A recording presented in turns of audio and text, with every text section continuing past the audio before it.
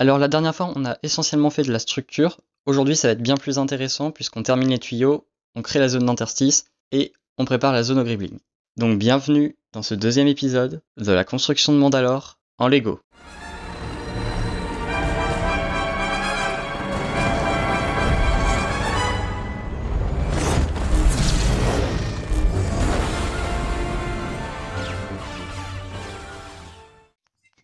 Donc déjà, comme vous pouvez le voir, j'ai un peu avancé donc, sur la création des tuyaux. Donc j'ai fait déjà ces petites lumières que l'on peut apercevoir donc dans l'épisode. Donc j'en ai mis tout le long, donc c'était assez long et c'était assez short en termes de pièces. Mais le résultat est vraiment de la partie, je trouve. Ça donne un effet assez chouette. Et c'est plutôt fidèle à ce qu'on voit au matériel source en fait de la série tout simplement. Alors comme vous pouvez le voir à l'écran, là je suis en train de terminer les côtés des tuyaux pour créer un arrondi qui soit plutôt joli et qui connecte bien en fait le mur et le tuyau. Et maintenant on s'attaque à l'interstice. Donc l'interstice c'est là où le capitaine Vaughn meurt dans les bras d'Ahsoka, et donc ce sera une scène qui sera présente dans la mock, qui est assez importante je trouve, et voilà, donc je prends pas mal de temps à essayer de trouver la technique avec ces petites pièces là que vous voyez qui sont pivotables comme on le souhaite, et qui sont d'ailleurs très bien pour créer des murs en angle, et justement on va créer un mur en angle. Donc c'est assez... Enfin, je galère un peu à trouver la manière de le faire, à ce que ce soit bien, et finalement je trouve, parce que du coup je pouvais pas connecter les deux murs, enfin les deux bouts de couloir pour mettre le mur, donc j'ai dû tout simplement le connecter à un seul des bouts de couloir comme vous pouvez le voir, donc c'est un peu mobile malheureusement, mais c'est pas si dérangeant que ça, puisque par la suite j'arriverai à le bloquer tout simplement avec le toit de l'interstice.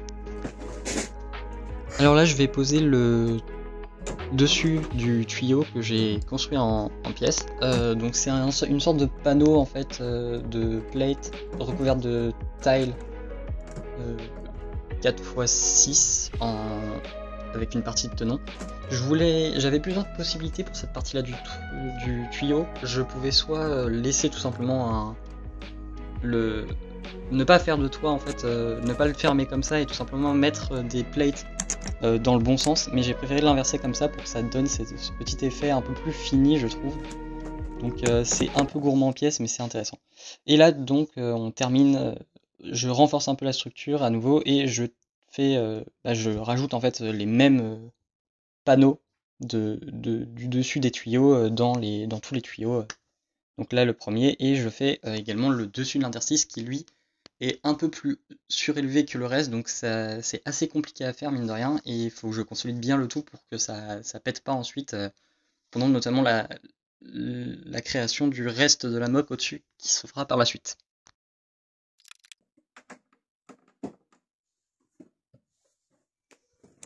J'ai même eu une petite visite avec mon chat qui est venu m'embêter un peu, voilà.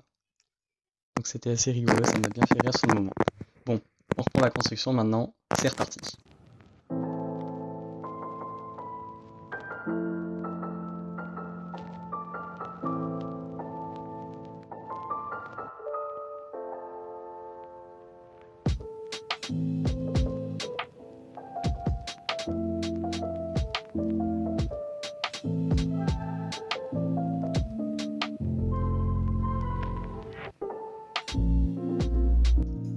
Alors après avoir fini le contour en noir, je le redétruis tout simplement pour ajouter la zone de gribbling que l'on fera donc au tout début de la prochaine vidéo. Donc le gribbling, j'expliquerai la technique la prochaine fois. Donc là on fait juste des trous en fait avec d'un côté des pièces en note, et je vous montrerai tout ça la prochaine fois. On terminera ça en temps et en heure. Donc là je termine juste de faire la deuxième base plate en fait. Enfin je refais un toit tout simplement par dessus. Donc je finis les piliers à l'intérieur pour bien consolider le tout, parce que là ça va quand même accueillir des bâtiments assez hauts et assez lourds. Donc il faut que la zone soit vraiment bien consolidée pour être sûr qu'il n'y ait pas de soucis.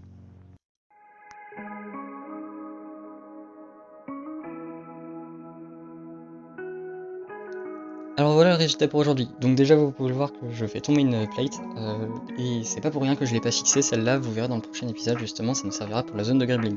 Donc voilà un peu les deux petites zones que j'ai faites, voilà le rendu de l'interstice et des couloirs, avec la jonction entre le mur et l'arrondi du tuyau.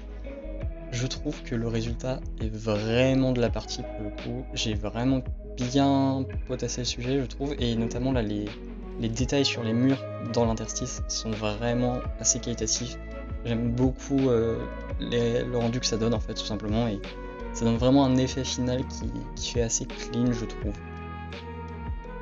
Donc voilà, donc par-dessus là on a la base plate qui est assez solide, je suis assez content. Il y a juste la partie, les deux plates devant là qui sont un peu plus fragiles et où il faudra faire gaffe pendant la construction des bâtiments, mais normalement ça devrait bien se passer, donc je suis vraiment content du résultat aujourd'hui. Donc plein de belles choses dans cette vidéo, j'ai beaucoup avancé honnêtement, la construction des tuyaux notamment, la structure est finie, enfin toute la partie basse en fait est terminée là, donc c'est assez chouette de se dire que la prochaine fois on va pouvoir attaquer un peu la ville en elle-même et ce qui va le plus se voir tout simplement dans la mock. Par contre, je le sais déjà, je vois mes stocks de pièces descendre et se vider petit à petit. Notamment cette partie des tuyaux m'a demandé beaucoup de pièces, donc il va falloir que je fasse gaffe pendant la construction du reste de la mock. Donc on verra bien comment ça se passera et voilà. Donc moi, je vous dis à la prochaine fois pour la prochaine vidéo tout simplement et pour le prochain épisode de cette série de construction. Donc sur ce, à la prochaine pour la construction de Mandalore.